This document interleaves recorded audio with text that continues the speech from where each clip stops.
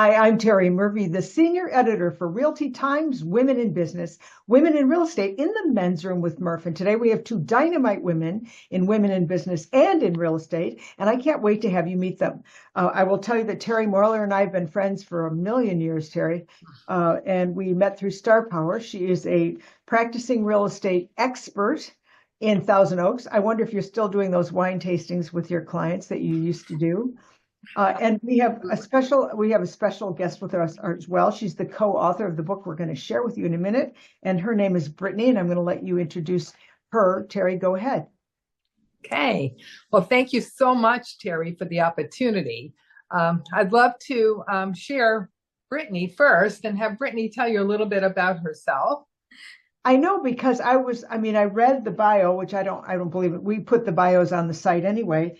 And I'm thinking, how could she do all that and have two children? I'm just curious. So Brittany, tell us, I know you've got a background in New Zealand. How she is that? Tell us a little bit more. Yeah, so I did. I spent 4 years living in New Zealand. I actually graduated from university there and then worked for another year and a half there at an accident compensation corporation before I found my way back to Southern California. It sounds like you said she, but I was traveling back and forth so many times a year. I was missing too many babies and weddings and all that good stuff. And it was meant to be because my husband had been in Texas. We met back in California. And now, like you said, we have two beautiful littles who are 3 and 7 years old. But Terry and I came together about 15 years ago. I was in more of a project management and media position, and she obviously had been in the real estate industry. And we met when she was running the Keller Williams brokerage, and I had a marketing company that I had started that was serving realtors across the country. And we were both going through a transition. And so we ended up partnering full time in her real estate team that she had, the Moerler team. And then we'll, share a little bit about you, how that then became what we're talking with you today, which is our passion project, RX for Empowerment. I know this is the book. And, I want to be very clear with you all. It's not just a book. This really crosses some lines into being a life plan, a strat plan, a goal of there's so many pieces to this, and it took, I think, the union of the two of you to extrapolate what I think is basically a life changer. So Terry, we've been in real estate since forever, and I know that you've always accelerated the services that you do, and so tell us a little bit about how this book came about, because I didn't realize at the time when I read the bio that Brittany and you were together in both the real estate space and in this publishing space. Well, like you, Terry, I've always been a learning junkie. And we do have that in common. Yeah. If you came to my house, all you would see is self-help books, though. And so I've been a goal setter. I've been a planner. I've been a sharer. I have, so much wisdom over all of these years of being a woman in business, being in real estate. And I just wanted the opportunity to share what we have learned. And then what Brittany and Raymond and I have together is also being learning based. And we each come from different kinds of learning and different kinds of things. And Brittany, tell us a little bit more about how you... Yeah, so when you say how did the book come to be, it's actually funny because Terry, Raymond, and I had sat down. We had a little beach house up in Oxnard, and we were starting a plan, and we were doing some business planning for our real estate team. And it was funny, we laugh back now because we said we were setting a 5-year plan, and then we wrote a book about 3 years, but we'll get to that as well. But we were kind of creating what our vision was for 5 years in the real estate, and things. And this was in 2019. And totally off the cuff. And if you know Raymond, who you brought up, Terry's husband and our other partner, sometimes he'll just say something, right? And all of a sudden he goes off on this tangent. He's talking about this domain he bought, RX for Empowerment, all these years ago. And Terry and I are looking at each other like, what is he talking about? What is the point of that? Well, let's just say the real estate conversation stopped, and we spent the rest of that afternoon, figuring out, okay, wait, what would we want to do? What empowerment would we want to bring to people? And like I said, that was back in 2019. And it was in, what's that? And so here you are and so here we are. And so, the book was really just on a long list of things that we might want to do. Raymond is certified in the DISC assessment. And we have just so many different things between what we're passionate about and different learning models and philosophies we have. And it wasn't until 2020 when I sold my marketing company and Terry and Raymond moved out of the ownership of the market center and the world was shifting, that the book really became at the forefront of all these grand ideas we had of empowerment for different people, that this was really what we wanted to put together. And it was at another strategy session. The three of us were sitting there with totally different intentions. And I think by the end of that day, we had canceled meetings and switched picking up kids because we were on a roll. And it was that day in 2020 that we had the outline of what ended up becoming the workbook that you have, in front of you today. And Terry, Go ahead. we have really poured our hearts into this book. And for me, this workbook really is a legacy. And I hope that I'm going to be remembered by empowering others, especially women. And that's been so important to me. And so to be able to sit down and take the culmination of all of the things that I have been in contact with and learned. And then Brittany is being a young professional woman. And then, of course, Raymond with all the input that he had, to be able to have this opportunity to put something into a book, a workbook that we think is pretty unique. Well, I will just say, being DISC certified myself, his addition to that is evident in the book. And I know y'all can't see Raymond, but trust me, he's adorable. And the thing that I wanted to punctuate here is, if you're watching this, legacy becomes what happens when you've already done it. You've got all the awards and you've got all the acclamations and all that stuff. You realize that your experiences are so unique, and you address that in the book, which I thought was brilliant, because I think it's back here in Past the Art of Saying No. It's about what you have, your legacy, what you can do with what you've learned, and that you're totally unique in that. So tell us, how come we went from 5 years to 3 years then? Well, that was something that we really spent a lot of time thinking about. And unfortunately, we're in a world of instant gratification. And so 5 years seems so long to people.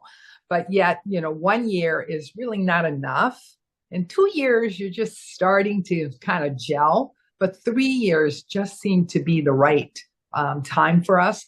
And when you think about it, Terry, just think 36 months, 156 weeks, 1,095 days, and then 26,000, I think it's 26,280 hours. Right on.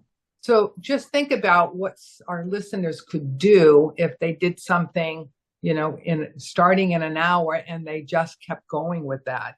And when I think about it, in 3 years, somebody could run a marathon. They could take a passion project that they just loved and make it into a thriving business, or they could even write a book like we did. Exactly. So it's the power of compounding. And I think what the book does well, if you're watching, is that it gives you the step-by-step program so you stay in focus. Because one of the things you talk about being a junkie, I'm working intensely on impaired attention.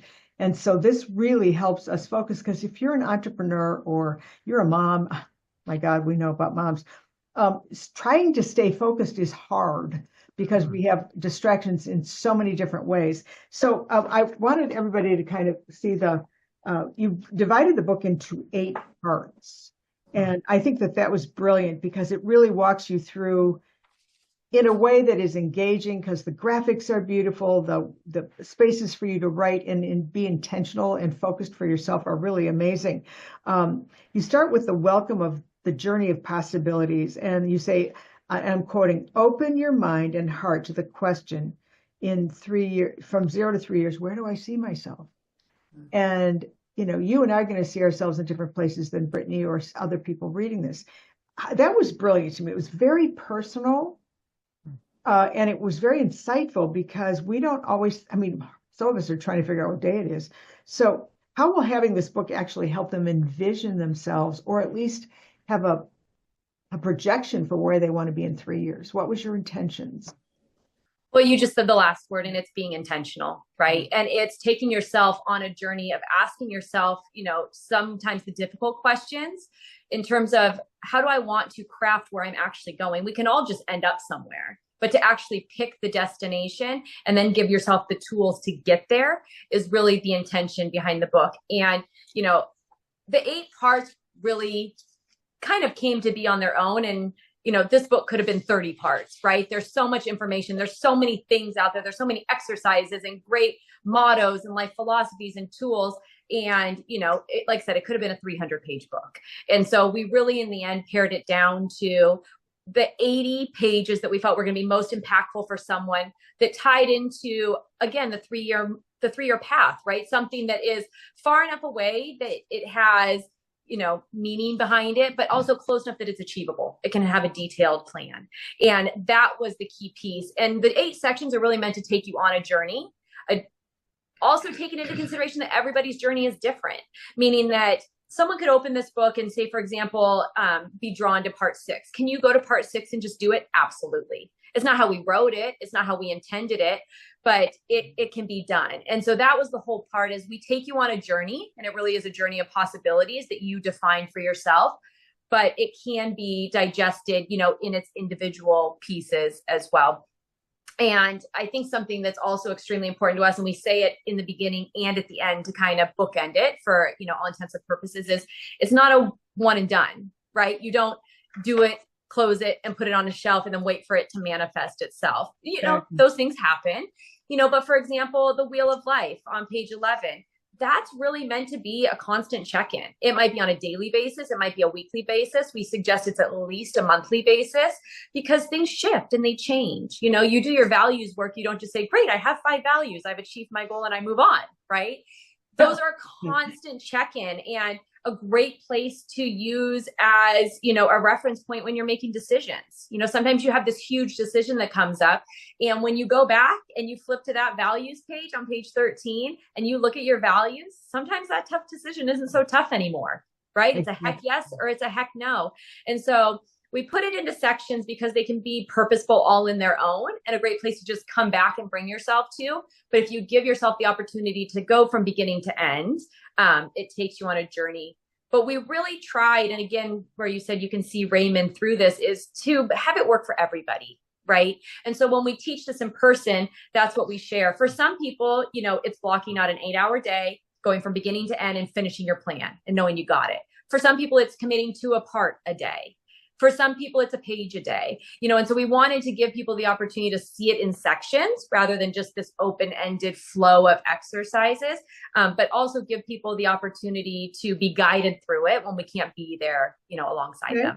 Well, for me, because chapter 5 or part 5, really, it's on personal growth, expanding your horizons. There were 2 things that jumped out to me that I think I'd like to punctuate here. And the one is celebrating uniqueness. Now, I am a master coach myself, and I have a whole network for women helping women, which is why you're here. And I know that women tend to undervalue themselves, and they don't value the fact that they are wildly unique in the whole DNA of the human race. And so I like that one. But the one I think that really resonates, and I think, Terry, you and I know this, especially being in a shot collar business like real estate, is saying no. And you asked me to ask Brittany to explain that one. Yeah. Because she's got a 3 and a 7. Was that 3 and a 7? Yeah. Bless your heart, as we say. Go ahead. They're amazing ages, and they're so much fun, and their absolute love for each other is heartwarming. But yeah, there's a lot to say yes to, you know, and I think sometimes we get so stuck in the yes that we forget the no is more powerful, you know, and we also sometimes pigeonhole no and yes, meaning in terms of how we look at it. Yes and no might be a person in your life. Yes and no might be a place. Yes and no may be a thing, right?